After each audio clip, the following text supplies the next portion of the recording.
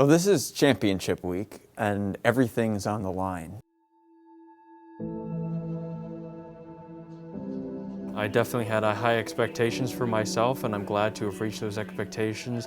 I also reached the finals in my other league, so it's fortunate that we're in this position, and hopefully we come out with a win. I'm happy. It was a really good week. It was a super good week, and everybody's trending well. I think it's always good every year to get a payoff, to know that you're doing something right when it comes to fantasy. I think it's just sometimes luck. Obviously, there is some skill involved, and there are certain skills that will make you better at fantasy football. But ultimately, it's just about the foresight of seeing what could become reality, but also just avoiding unfortunate breaks. I feel more stressed about this game, which I shouldn't because this is farther than I expected to go, but more stressed about this game than any of the games so far. I don't pay attention to how much I'm favored by. Ultimately, it's just about how the games play out, and matchups specifically. It's not the championship that matters to me, it's the process, it's the having a number of weeks throughout the year to look forward to watching games that you wouldn't regularly care about, or listening to podcasts, or reading articles, or following players. That's what's more important to me than the actual results. Particularly in the top 5 in a 6-person league, that was hurtful. I'm still hurt by that. It's a small league, but it takes a lot of effort nonetheless to be able to make it to this kind of elite level and succeed when it matters most. Thomas is a cutthroat player. Yeah, you had said that actually. And it's come true, I think, so far. He's in the lead. He's been winning. When you're rooting for that team, it's so much fun. I was a cheerleader, so it's like getting amped up and getting into it, that's a lot of fun for me. I know Thomas spends a lot of his time writing out football plays. He's determined. He doesn't like taking no for an answer. I feel sorry for Chase. He's got a lot of Googling to do on techniques to survive being stabbed in the back. I don't know much about Chase's picks. I don't know much about Chase in general. Don't think you have it. Like you said, underperformance, people getting hurt, COVID. Who knows? Something's gonna happen like COVID. Someone's gonna test positive. Someone's gonna pull their ACL, and you're gonna be depending on that person. And oof, no. You never know what's going to happen. The reason you want to be there for games is because you never know what you're going to see.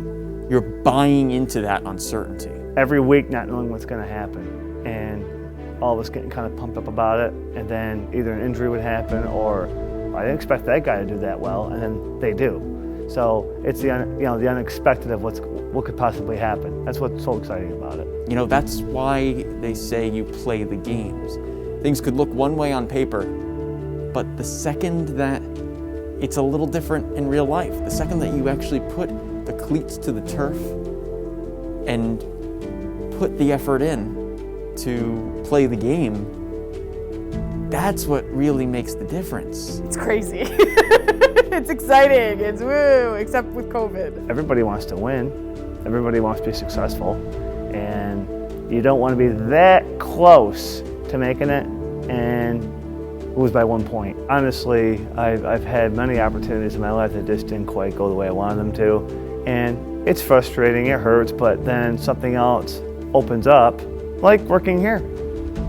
I had an opportunity that Matt gave me, and wow, almost 2 years later, it breeds success. I just tell everybody, don't ever stop believing. I guarantee that whoever their particular players are, they're going to want the best possible game out of all of them. There can only be one champion, so you can't always be successful in everything you do.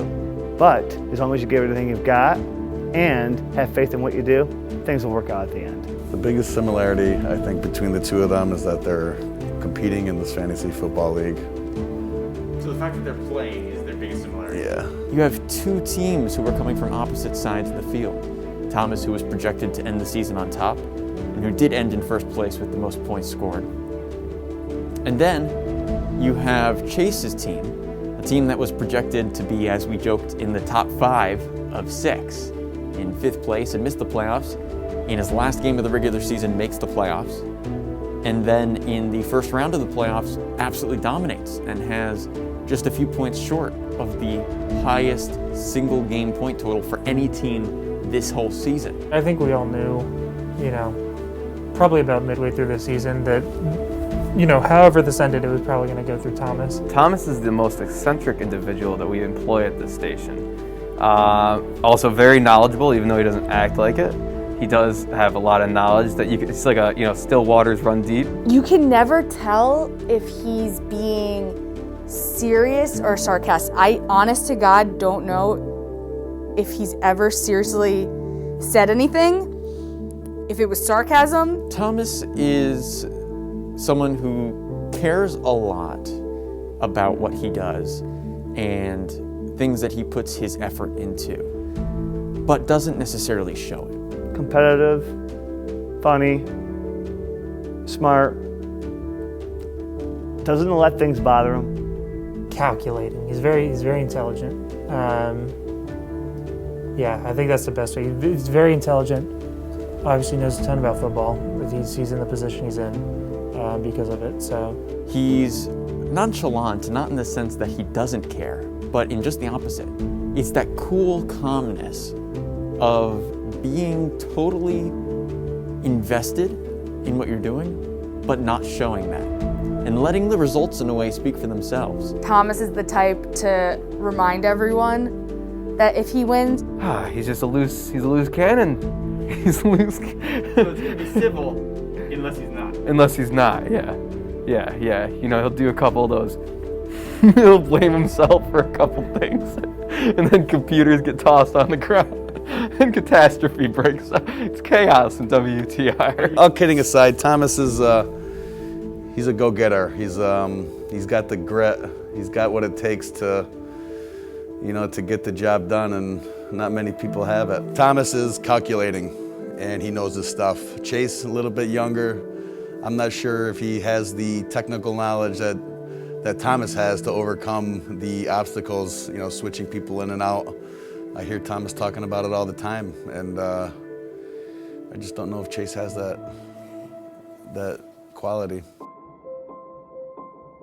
Chase is interesting, right? Because he likes to joke around about what's going on, and he'll make jokes about when his team isn't doing well, even though he'll clearly show the emotion behind his frustration. Chase is someone who definitely knows sports, who pays attention to it very closely, so he's able to pick up on trends and work the waiver wire in free agency because he's paying attention to those things, and so that certainly gives him an advantage. Chase is like a teddy bear, I'd say. Oh my goodness, Chase is a kind person, and he goes out of his way to help others. He's on top of everything, I know that. Every time he sees me, he'll stop, he'll discuss things with me, and if it was close, he'll tell me how close it was, and I know he gets a lot of fun out of that. He's smart. He puts in good lineups that make sense, and so he's going to give his team the best chance to win. Basically, his entire starting roster from the beginning of the season that he drafted all got injured.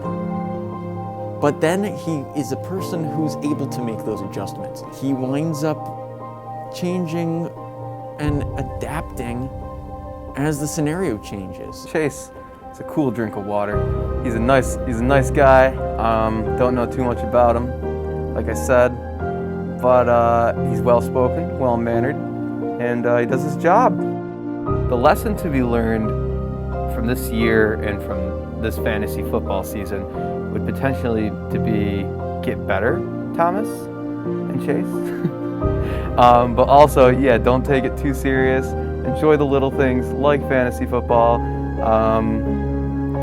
Relish in the fact that we can still do something like this and enjoy the company of ourselves and another. I think all of us need to find, especially in this time, this year, something that makes us happy. I think we all need to find something that just makes us happy for the short term, because ultimately keeping us sane and keeping us mentally healthy in this year is so important. And I think that's one of the things that fantasy football provides for everyone. The really nice thing about it was a lot of our coworkers don't know anything about football. So it was really neat that they got into it and they enjoyed it. In 2020, all of us have had some misfortune, or we've had struggles, and for sure we know others who have as well.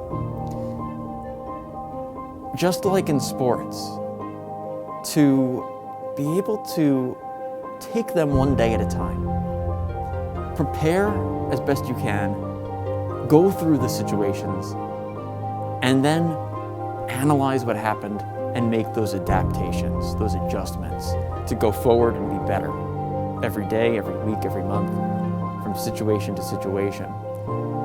I think that's what really the bigger message is here right now. It's always useful to be able to adapt on the fly. Obviously, I think that's the biggest part of my team that I've had to adjust to. I've had 1,000,001 waiver claims just up and down, and a bunch of rotation, a bunch of turnover in my lineup. But being confident in your ability to make those decisions, being able to drop people was really hard at first, and I was losing games. But you make those adaptations and be able to